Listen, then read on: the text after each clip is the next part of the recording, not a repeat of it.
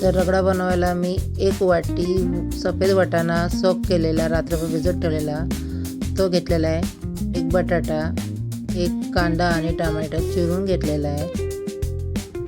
हे सगळं साहित्य आपल्याला शिजवतानाच टाकायचं असते.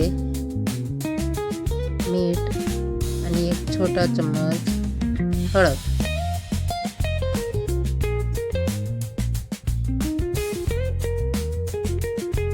आता 1 छोटा बाउल पाणी घालायचं गरजेप्रमाणे.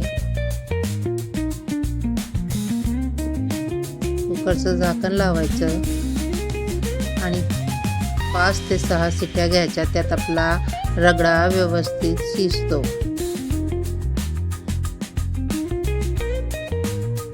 बरं सांगा, कोणाकोणाला रगडा खायला आवडतो नक्की मला कमेंटमध्ये सांगा. आता आपला रगडा व्यवस्थित शिजून झालेला आहे. वाव, किती मस्त शिजला आहे. आता आपण हा जो बटाटा आहे ना, याला मॅश करून घेऊ, म्हणजे रगड्यात बटाटा दिसणार नाही अजिबात.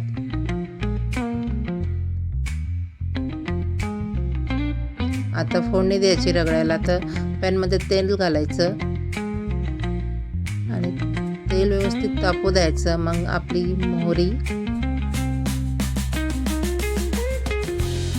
छान तडतडली की टाकायचं जिरे पण छान झाले की टाकायचं कांदा ॲड झालेला आहे. आता कढीपत्ता ॲड करायचा आणि काही बेसिक मसाले टाकायचे ज्याने रगड्याला छान टेस्ट येतो. तर हळद, चिमूटभर हळद आणि लाल तिखट, जिरा पावडर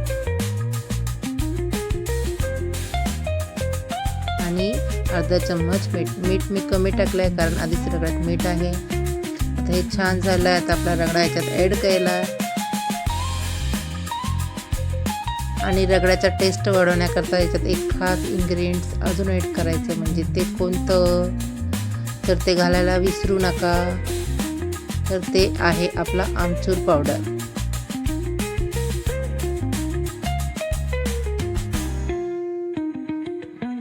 आणि भरपूर असा कोथिंबीर घालून रगडा सर्व करायचा. तर आपला रगडा रेडी आहे.